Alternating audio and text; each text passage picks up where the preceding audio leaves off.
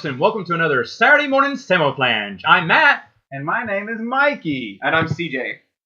What? What? Hey, what? Yeah, I am 100% me today because I just saw one of the best movies I'm going to see all year. And you people out there are going to hear about it. Predator 2. Predator 3. Furious 7, assholes. Furious 7. No, yes. All joking aside, Furious 7 is fantastic. I love this series. Can I ask you a question? You may ask me any question. Even though the title was Furious 7, was this movie more fast or more furious? Let me tell you, it was more fast and more furious than any previous entry in the series. Oh, well, okay. All right, folks, we're going to get to some of your questions here. Yeah. Eric Schroeder asked, have we Yeah. seen the A-Team movie? Yes, loved it. Yeah, I did too. I liked it. I thought it was well done. Yeah. I would enjoy a second one too. Here's the deal. Here's what I think, and this has just kind of been my opinion with these remakes. Like, do the movie producers these days need to remake old stuff? No. Like, I normally don't think that they need to because it's just a cash grab. With that being said, sometimes some of the stuff they do is pretty good. And it seems to me that when they remake movies, like Footloose or what's another movie that they've remade? Like in the 80s or what? Yeah, something like that. I don't know. Then those kind of stink because it's a movie being remade from an old movie. But it seems like some of the old TV shows that they've turned into movies haven't been all that bad. Because I enjoyed the Dukes of Hazzard movie. I enjoyed the A-Team movie. Some of those are just so dated. Like you just mentioned. Charlie's Angels sucked. So yeah. wait, scratch that. I don't know what I'm talking about. But the A-Team was good. Like you said, Footloose. It's so dated. I mean, like, I can't speak from personal experience. I haven't seen the new Footloose, but to me, like on paper, without Kevin Bacon, there's no Footloose. I agree with that. We can talk about remakes another time. Yes, That's on our list of things to talk about. Thoughtful of Tears gave us his top 10, but Thoughtful of Tears, you have three-way ties all the way through it. So, yes, I know. It's very hard to pick the top 80. So he gave us a top 30. He almost did. He gave us a top 20, just about. Dude, I get it, man. When it comes to the 80s, I could have like a top 100. Get this, though. Golden Girls tied for number 7 with Highway to Heaven and Mr. Belvedere. Wow. If you get all 4 Golden Girls, Michael Landon and Mr. Belvedere, like on a cruise ship together, that would be fantastic. At 5, there's a two-way tie between Alfred Hitchcock Presents and Alien Nation. I mean, this is wonderful. And then number 4, three-way tie with Twilight Zone, Tales from the Dark Side, and Friday the 13th, the series. Yeah, I like how everything's sectioned off. What's number 1? Number 1 actually is on its own, Moonlighting. Oh my gosh! Yes. Bruce Willis fan in the house. Well, he could be a Sybil Shepherd fan, right? Oh yeah. Yeah. I don't know. Anyway, good one. But he just proves our point. It's hard to pick top 10 in the 80s. Wasn't hard for him to pick his number 1. Hello, it was not.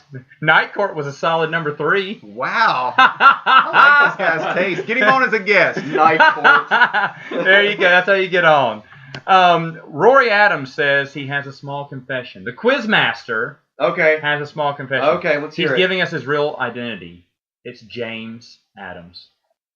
James Adams. That's the secret identity of the Quizmaster. Well, now I want to know, where did Rory come from? He said he made the account in the 6th grade because he didn't want to put his real name on there. Oh. All right, but most of the times when people make up stuff like that, it comes from something. So James, will you please tell us where Rory came from? Yeah, we want. Was this an old movie that you liked? Was this a teddy bear you had when you were young? Was this an imaginary friend? Maybe this was a friend that lived down the street from you that his dad got transferred in the army and then you had to say goodbye to him at a young age. And you just wanted his memory to live on. Could have been a pet cat. He said, if you could title your autobiography, what would you call it? Walking on Sunshine. Okay, Walking on Sunshine. All right, my autobiography would be Everything's Gonna Be All Right. No, my autobiography is nobody listens to me because I have friends that'll come to me and family will say things like, oh, well, we don't know what to do about this. And I'll say, well, you should probably do this. A week later, I should have done what he said. Well, you know who does listen to you? Because they listen to our podcast, and that's Fred Khalil. Fred Khalil. Hey, need an extra wheel? Call Fred Khalil. Hey, if you ain't dead, call Fred. Sell that house and buy an expensive meal with that money. Fred Khalil. Honey. Yeah. Bunny. Yeah. Honestly, guys, I thought that was sinking with that one. Brian C. asked the question, favorite wrestlers and matches. What is the Oh, C whoa, stand for? whoa, whoa. Which Hold is on a second. loaded question. No, that's a Time whole out. episode Time out. for that. Yeah. Brian C., great question. We're Great question. We're going to answer that at another date. Guaranteed. What does the C stand for? See you next It's probably his Tuesday. last No. name. No, well, it could be. So we wanted to talk about the best TV shows of the 2000s, 2000 to 2010. Now, if it did go a little bit over, that's fine, as long as the majority of the series took place within that first decade of the millennium. And this is where I have a huge list. I have a top 10 easily, but I'm going to do my top 5, then we're going to do honorable mentions. Furious 7 in theaters now. Go see it. If you don't like Fast and Furious, you suck. All right, so moving on. Number 5, Heroes, but only it's a technicality. Heroes only in season 1 and halfway through season 2 because it got stupid because of the writer's strike. But I really enjoy Heroes. You know what? To be honest, I enjoyed Heroes the whole way through. But the reason I choose Heroes for number 5, I mean, not even for the whole series, is because for that one season I was so engaged. I was all about Heroes. Every week I was there to watch Heroes, and if we're talking about this, what's different about TV shows now that we're getting into the early aughts, is we have TiVo and we have DVR. So things are kind of changing a little bit as far as TV goes, but I think TV is actually, as far as the quality goes, it gets better every decade. And I would say, arguably, we're living in some of the best age of television. It is That's a true. golden age of TV right now. So- It's very good stuff on TV. There's wonderful stuff. So anyway, number 5, Heroes. Okay, Next. Mikey? All right, my number 5 just actually got changed on the fly, and then we'll talk about later the one that just got bumped out. But my number 5 is The Office. The Office to me is a hilarious show. It did suffer a couple of kind of weaker seasons, but overall, just the comedy in the entire show is brilliant. It certainly made stars out of John Krasinski and Ed Helms. And really, Steve Carell, although Steve Carell was funny beforehand, Mhm. but when you look at what Steve Carell does as Michael Scott, it's almost impossible for any comedian to do that. The subtleties that he has are absolutely genius, and it's very high level, but he makes it look so easy and so effortless. And that's really the brilliance behind him. But if you go back, like The Office has kind of become kind of this show now where it's like, oh, The Office, it was kind of funny. Yeah. But if you think back to like 2005 and 6 when it first came out, like it hit big. Like it was gangbusters. Oh, yeah. And it really caught its stride. And it did what really good sitcoms do from the very beginning is they have this anchor right in the middle of it, which is a love story. And they put Pam and Jim from the very beginning as this anchor. And hey, all the best ones do that. Like Ross and Rachel did that. If you go to Sam and Diane from definitely. Cheers, like they all kind of have this like, but they didn't really focus on that too much. They let, kind of Michael Scott do his kind of thing all around it, and they let all the other characters grow. But it was that hook of bringing you back because you wanted to see them together. Exactly. And then some of the better episodes towards the end, even after Steve Carell left, when the inmates kind of took over. Right. It was really kind of John Krasinski and whatever her name was, Pam Beasley. Jenna Fisher. Yeah, Jenna Fisher. So number 5 is The Office. Okay, number 5 for me is going to be Dexter. Okay. It actually is going to be Dexter. I think Dexter's a wonderful show. I love it all. Sadly, it ended poorly, but I did enjoy it. And that alone could be its own podcast episode. Yes, it choked at the end, which is sad because for the most part that series was friggin' brilliant. Yeah. We're inside the mind of a serial killer and we're actually cheering for him. Yes. So they did a great job. Michael C. Hall is fantastic He is. as the role of Dexter. Honestly, that entire cast is well done. Masuka, I mean, just thinking about him just makes me laugh already. And I can't think of a particular scene. Any scene. Angel, his sister Deb, all of them were really good characters. Even Dokes, who was only in it for 2 seasons. Fantastic. You don't forget him. Morgan. Unforgettable characters. He was the best. Unforgettable character. Man, A when great they story. finally had their square off, I mean, no spoilers, but when in the season, was it 3? It's season 2. Season 2, when Dexter and Dokes finally squared off. Yeah, dope. I was really hoping for more at the end. It seems like they just didn't.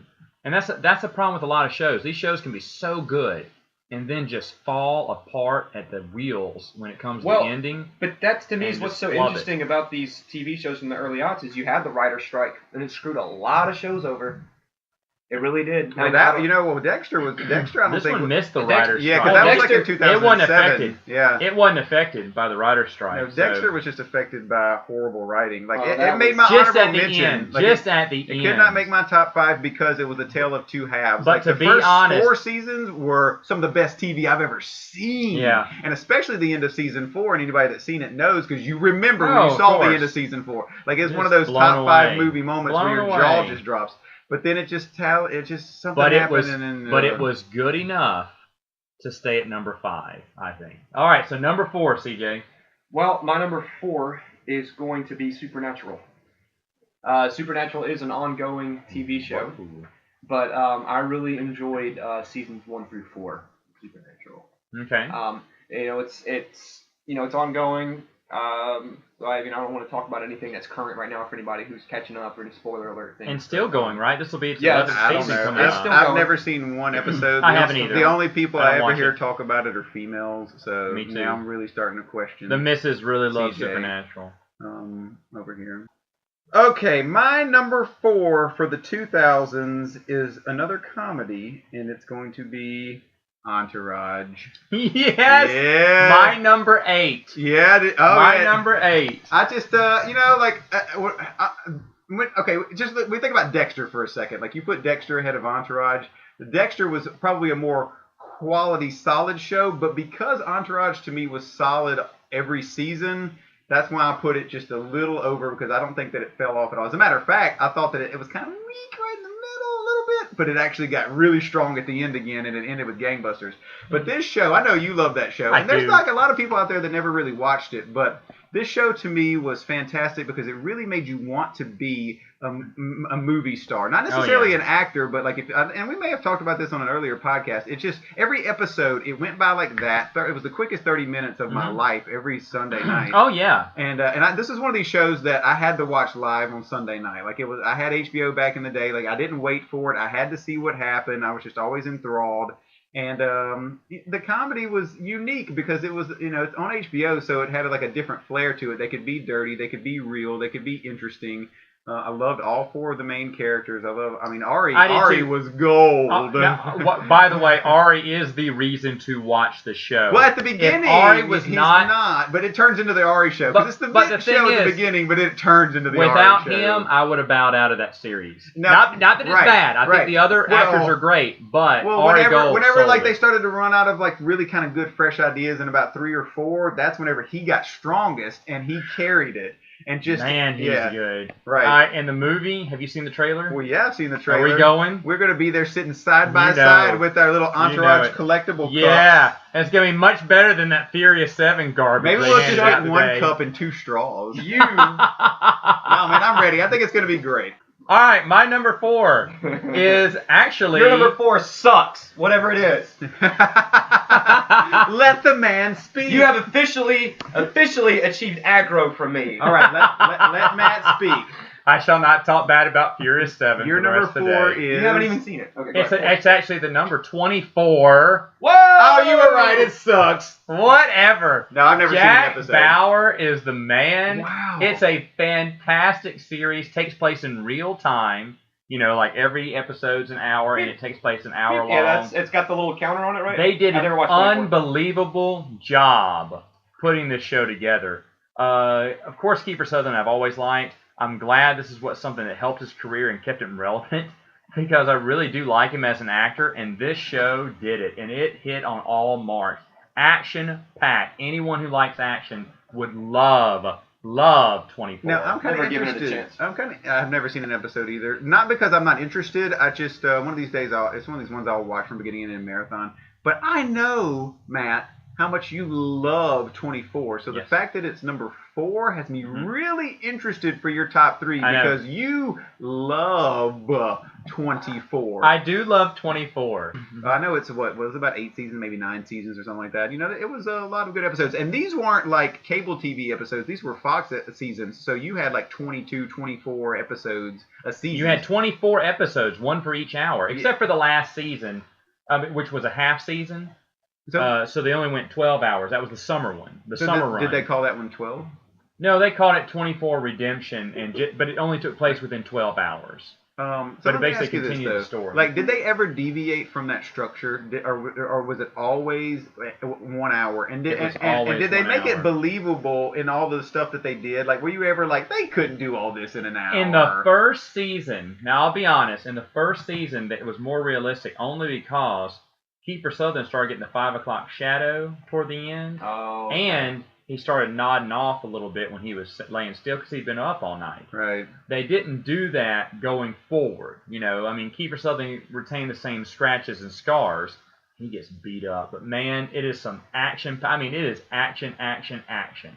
If you love an action show, that is it. It's received, high praise from anyone I talk to about it. So I'm going to give it a watch. And I was so glad to see it come back. I hope they come back again for another half season. I'll watch it again. Well, they got to complete that other 12.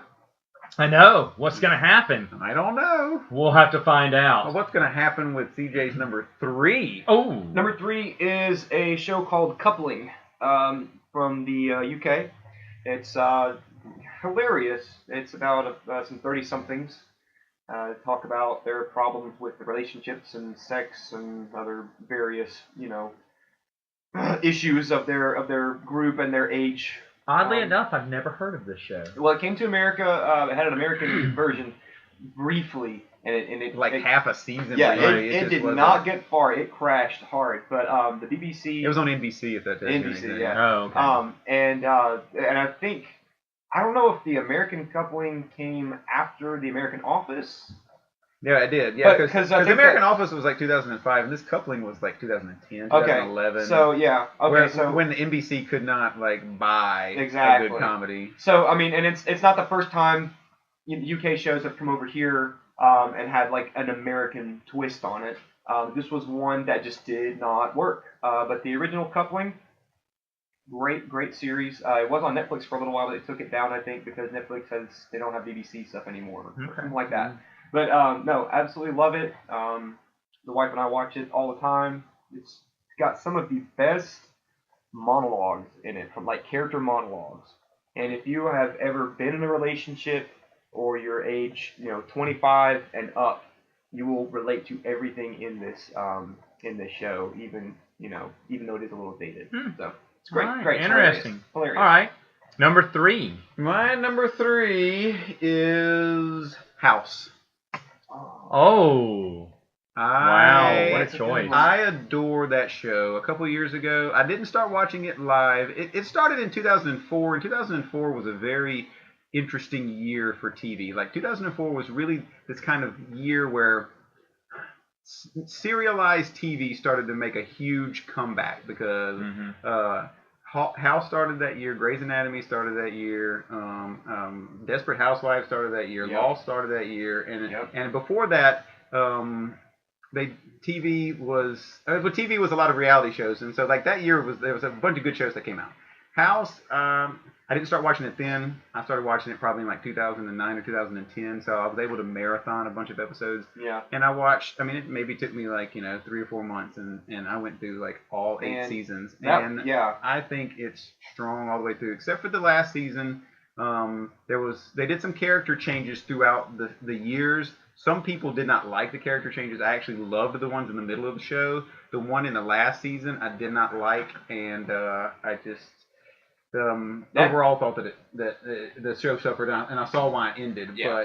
But during the run of the show, I was very interested. It was once again one of these shows that was anchored by the incredible acting of the main character. He just made Gregory House such a wonderfully believable, complex, and he's kind of like with Dexter in the sense of he's not really a good guy, but you feel for him. They make you feel for him. He's very unethical. He's very unscrupulous. He's, cuts a lot of corners. Yeah. He's addicted to drugs. He likes, hurting people.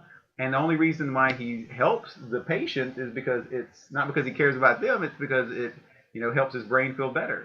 He can't, go to sleep at night if he can't figure out something. He can't figure out this incredibly complex puzzle. That's one of the things, to me, that was that was really cool to see in the early aughts was the rise of the anti-hero. Yeah. And Dr. House is a staple anti-hero. He's this fallible, flawed, human being, but everyone's relying on him to fix this problem. You know what I mean? He's like the reluctant savior to and the thing about it is the same episode formula.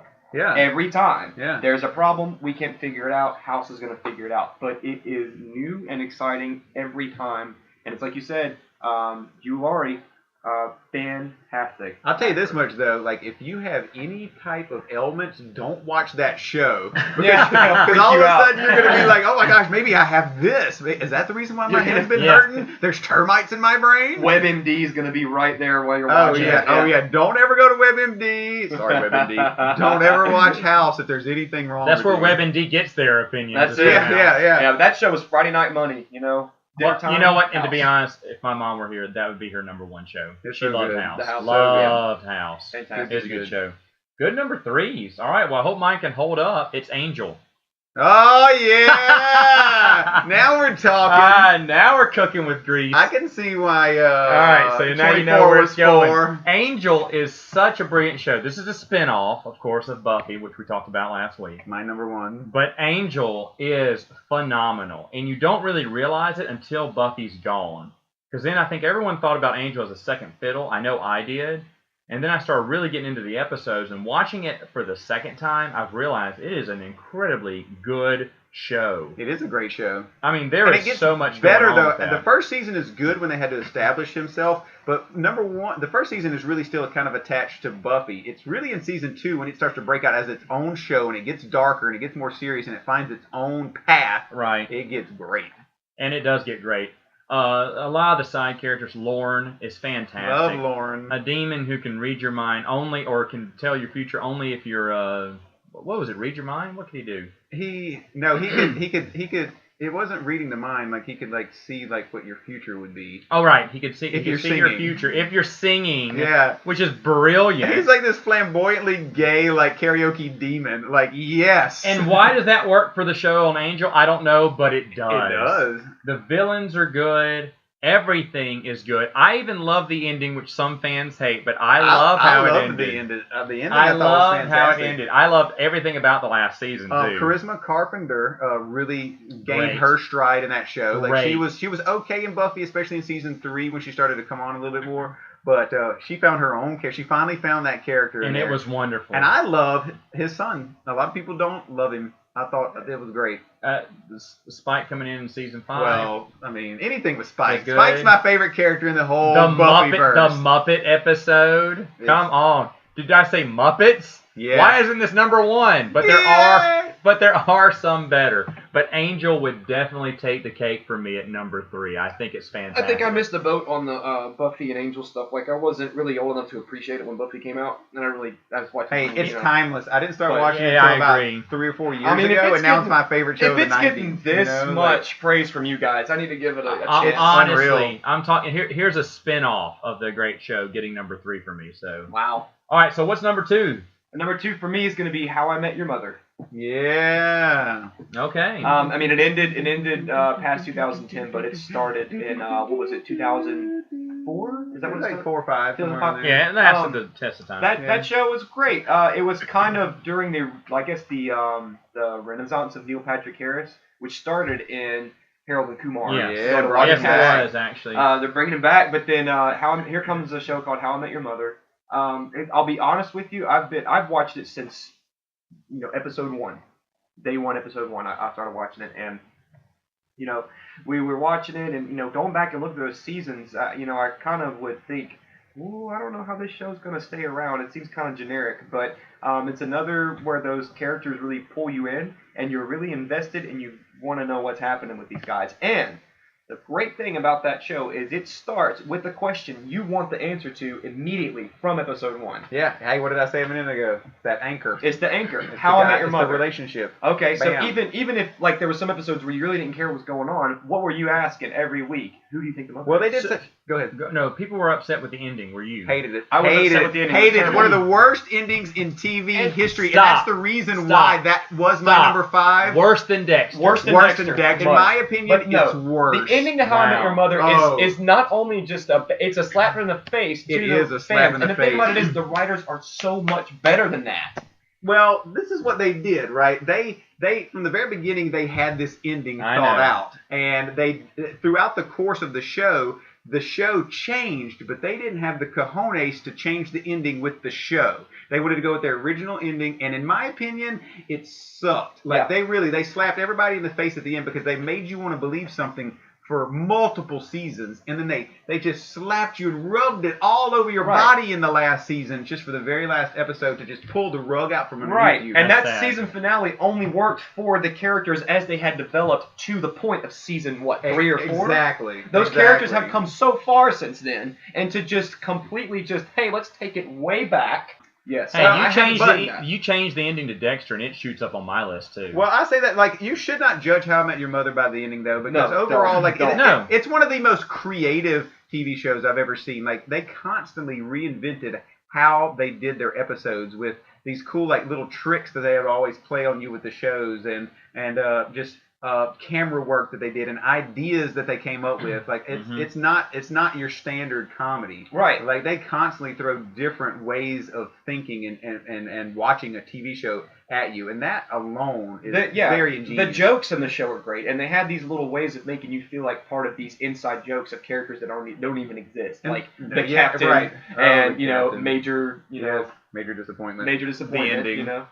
Another thing, though, just before we move on, like one reason why that show was so consistent is that I mean it was 10 seasons or 9 seasons, whatever it was, and it had 200 something episodes. I would say all but maybe 10 episodes were directed by the same person, and you really don't see that in sitcom TV. Wow. So that's why the continuity was always That there is unique. with the characters, with the mystery, with just the storytelling. So, Now, like I said, I didn't watch Buffy, but that is starring Buffy alumni, right? yeah, Okay. Allison Hannigan. I didn't. I mean, I knew she was from Buffy. Yeah. I never watched And the she's show. great because as Willow, like she's very much Willow, and then as Lily, she's very much Lily. And since I'm going back and watching Buffy now, like I don't really see Lily. Every once in a while, you might see a little bit of Lily in there, but for the most part, like she plays 2 completely different characters. And kudos for her from having like a straight job on TV from like '97 to like 2014. Oh, yeah. That's You really know, great. Yeah. like that's Straight great. work. Yeah, But- two real long beloved shows. You know, That's true. And That's of true. course, NPH. Gotta watch it for NPH. It's hilarious. It's great.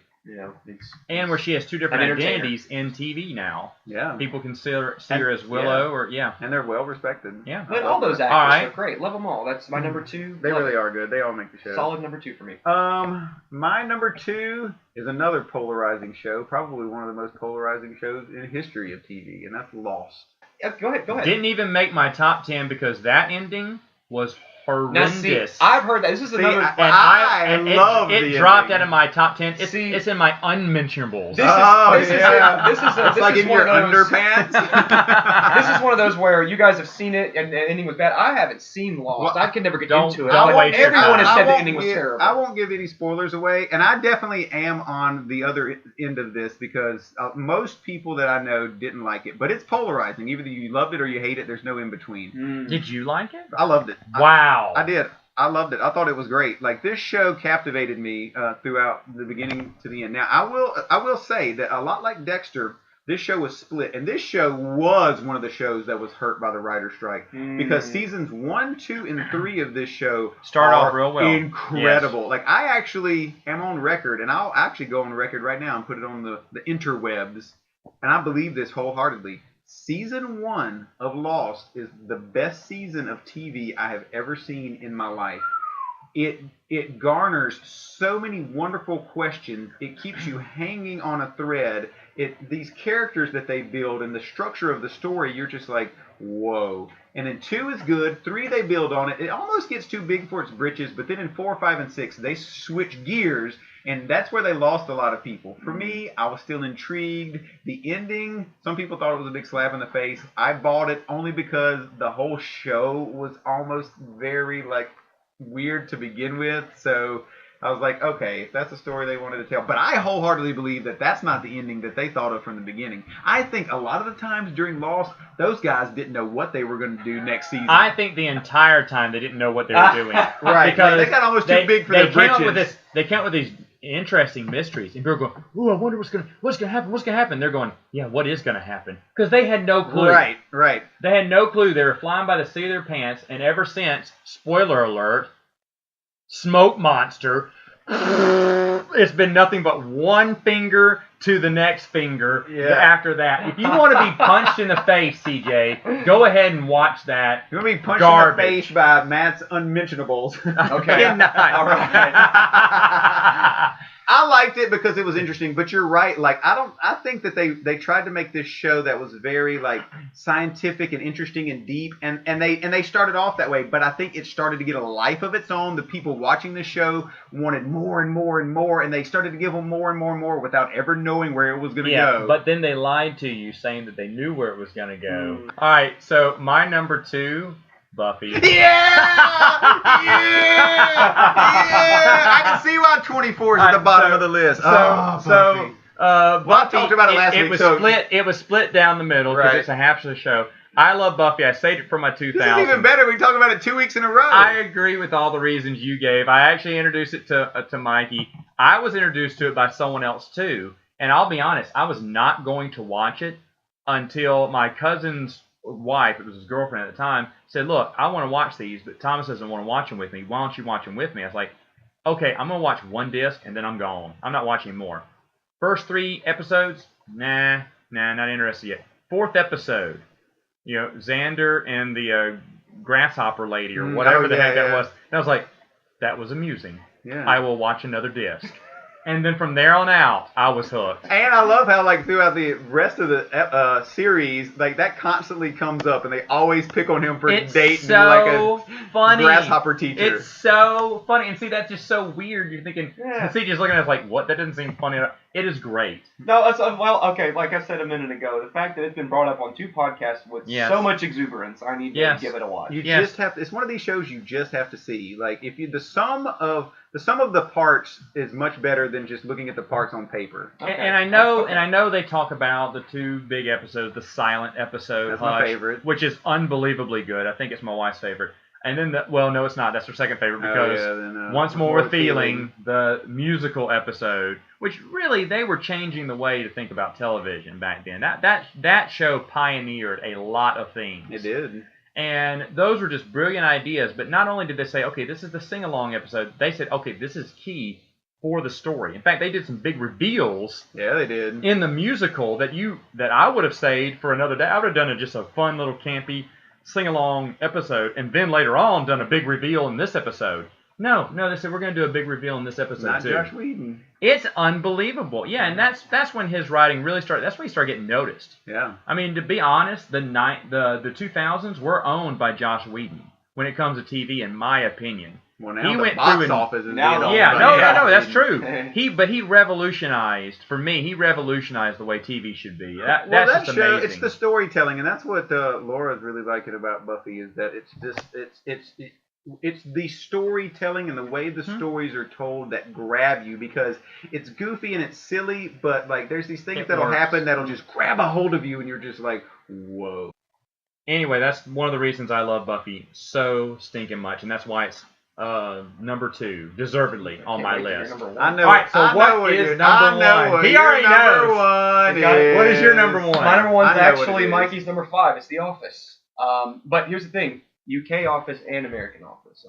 We talk about American Office in depth, but we can talk about the UK Office just a little bit more. It really is. It captures that awkward feeling. The UK Office.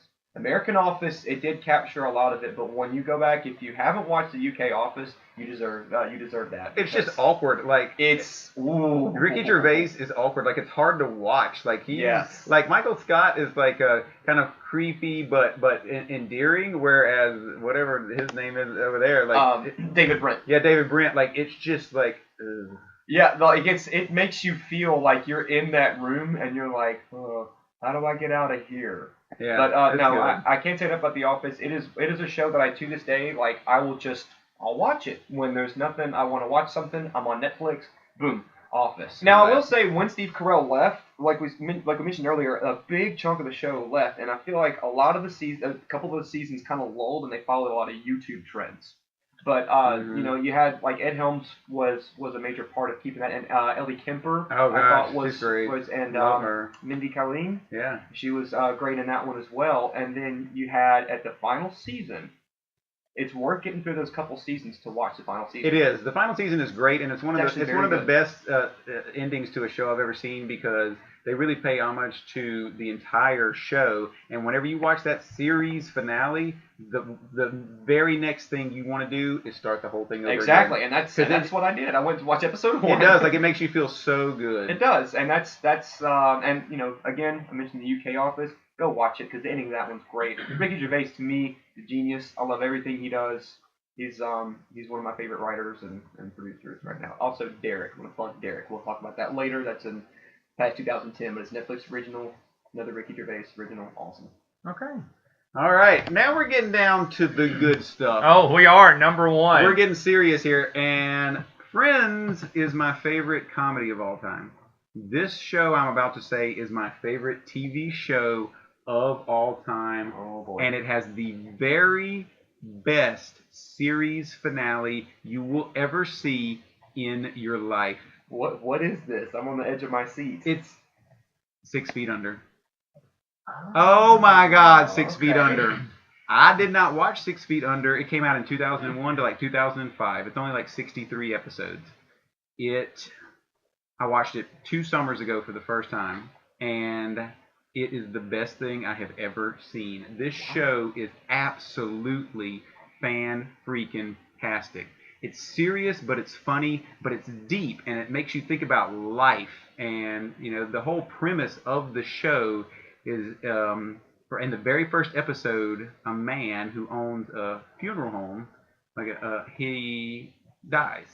And he has his wife and his children that live in that funeral home, and they have to kind of run it now. So the whole series is about their lives and just dealing with life and death.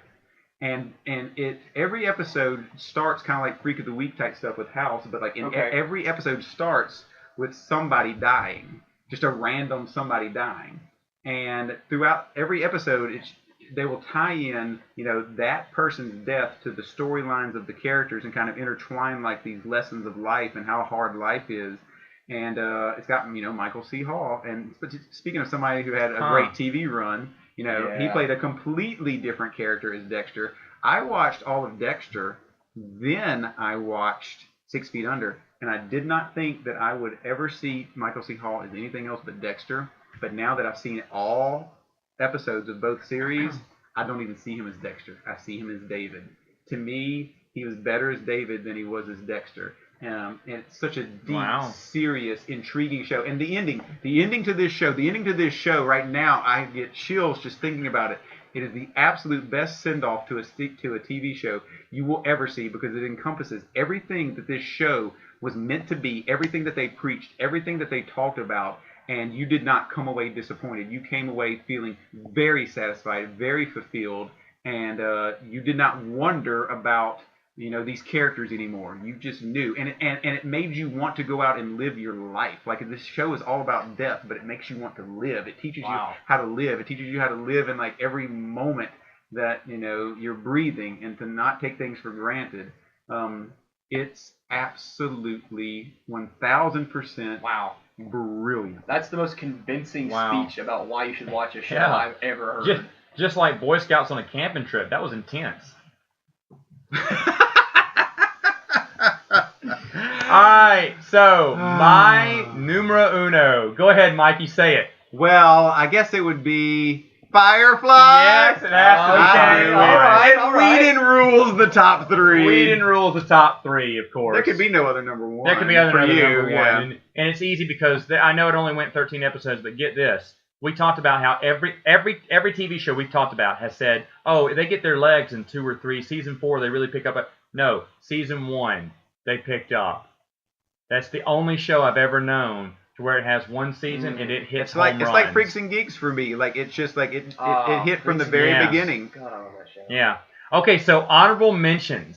Honorable mentions, Curb Your Enthusiasm. It could not make the top 5, but it's one of my favorite shows. Love that show. Like, I love Larry David's style, his writing. I mean, Seinfeld and everything. I mean, it's just. I love I think we talked about having a podcast just for some of your favorite opening themes to TV shows, like the music.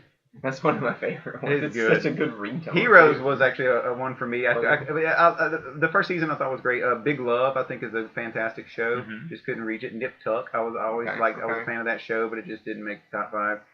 And I want to say 2 things. These are mini series. They're not shows, so I couldn't put them in there. Okay. But they're 2 of the best things I think TV has ever produced. Ooh. One of them is Band of Brothers, Oh. and one of them is Planet Earth. Like they're they're mini I haven't series. seen Planet Earth. Planet Earth Band is of great. Brothers. I mean, but it's not really a TV show. But Band of Brothers Band of Brothers is some of the best thing you'll ever watch. good. It's 10 episodes. Unbelievably good. It's Unbelievably good. Mhm. I And had, the Pacific was almost just as good, but those just its brother companion there. Those things are second to none. the FX shows end off the list of my top 10. Number 6, 7, and 9 are in this order: Shield, Rescue Me, and Damages. Yeah, I know you like that. Rescue Me. I love Yeah, that everything is a on good FX. show.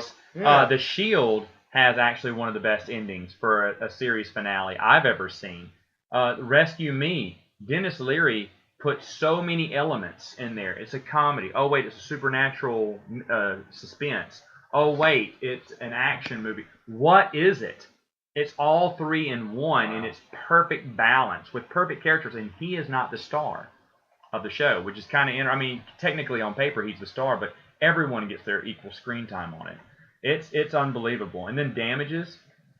This is a show that suffered during the writer's strike, I believe. Season 3 piddled and died.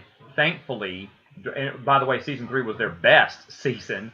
And thankfully, DirecTV picked it up for 2 more seasons to let them finish the story. Did it have? They were going to give them more seasons, but they said, nope, we only need 2 more seasons. Did it have a quality ending as far as the story? Yes, it did. Okay. Yes, it I always did. wondered about that show because I do want to watch it, but I didn't know. I was scared that it didn't get like a proper ending. Glenn Close is at her best. It got its proper ending. Well, and by the way, the girl that's in that is a great actress. She's like I can't think of her name, but man, she's a really good actress. I've always been impressed with her. All I know her is Ellen because that's who she was in the show. And this show it's just about just lawyers. And you're thinking that's kind of boring, Matt. No, it's actually really, really, really, really good. This is another one that had me at hello. I think I watched the first 2 episodes. I was like hooked, and it's unbelievably good. It shows what's going to happen in the future. It shows you the end, and then shows you the beginning, and you're trying to figure out what's going to happen at the middle. Okay. And every episode's like that. Yeah, I like To that. be honest, though, Season 4 has John Goodman as a villain, and that is his best performance, hands down. Well, I've like ever Dexter and seen. John Lithgow. That's his best Oh, Yes, performance. yes. That In fact, season. John That season. Lithgow, Oh, man. this is equal. John Goodman to Damages is Yeah. what John Lithgow is to that. God, Both on like- Season 4, oddly enough. Interesting, and both named John. Hey yo! Hey. Rounding up Okay. the top 10 is an HBO show. I'm shocked no one mentioned, but I guess it wouldn't be anyone's top 5. Is Sopranos. Yeah. I was thinking about that while we were going through it. It was great. I didn't like the ending. I was a person who didn't like the ending, but I liked and hated it at the same time.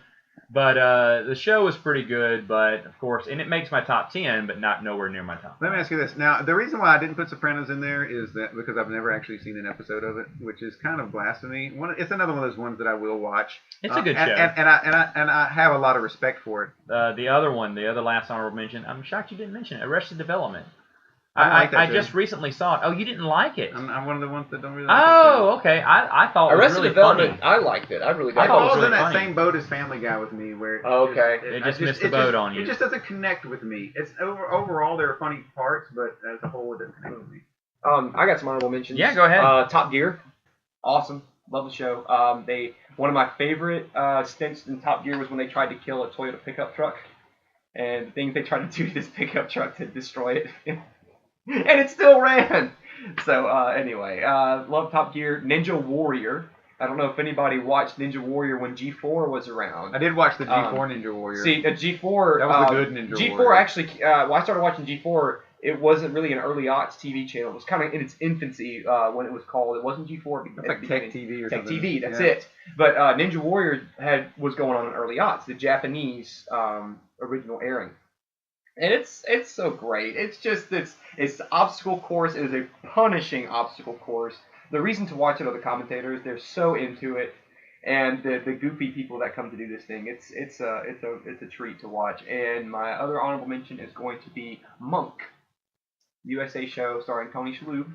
I haven't watched every episode, But the episodes the wife's a bigger fan than I am. She's watched every episode, but it is a really interesting show. All right. I saw a couple episodes that have, and also Royal Pains. I kind of like that one too. Whoa! What is wrong with me? Oh What? my gosh! Something is wrong with me, you What's guys. wrong? Holy cow! Wait a second. All right, 6 Feet Under is number 1. We're bumping The Office. Hey, what's going on? Lost is number 3. House is number 4. Entourage is number 5. Okay. How did I completely forget about one of my absolute favorite shows of all time that skyrockets to number 2, and that's Scrubs? Who am Oh, I? jeez, I forgot about Scrubs too. That Scrubs is my second no, favorite. I gotta rework. It's second. Oh, I completely forgot. I know. How did I forget? I thought about it. And I thought about Psych because they stole that. Heroes dynamic. has to go. Heroes has to go. I'm gonna put Scrubs at number 2. Yeah, that's Scrubs. Yeah, Whoa. Scrubs is my number 2. Yeah. Scrubs is incredible. Love it. Oh my love God! it. How did I forget You about want to talk about Scrubs? like ingenious TV shows? Dr. Perry Cox is an icon. Yeah. I mean, jeez. Simpsons goes for over almost 30 seasons. We don't mention it, but we're going to mention some dadgum Scrubs. No, because Scrubs is incredible. Scrubs is another one of I these love shows that Scrubs. teaches you lessons about life. Like, and I'm very much like the main character. Yeah. You know, so like, and I love his thought process, and I love the film noir aspect of always hearing his thoughts. Yes. And like learning with him, and every show is a lesson. You know. But it's just funny and unique, and it's snappy, and it's witty, and it's like subversive. That show's so great. And just Scrubs. I want to go home right now and watch Scrubs. And there you have another character that what was her name? She played Elliot. She was in Roseanne. Oh, And then she Sarah kinda- Chalk is the actress's Yes, name. she had some time between Roseanne, I think. I don't know what she was doing, but then Scrubs came out and she, rocketed Wow. back into TV land again. That's how good like the 2000s have been for TV shows. Like one of my favorites of all time, and I just completely whiffed. I There you go. just There's completely so- forgot Scrubs. That's one of the best shows. There's so many good Have you ones ever out watched there. Scrubs? I've never watched Dude, Scrubs. you have to watch Scrubs. Kumite, kumite, kumite, kumite. Why don't you Okay, things are getting kind of crazy here because I've never seen Bloodsport. How have you not seen Bloodsport? Even I've seen those.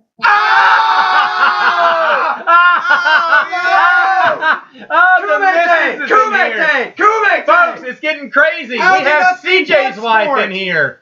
We have Mikey's girlfriend in here. Now everyone is here. Emily, have you seen Bloodsport?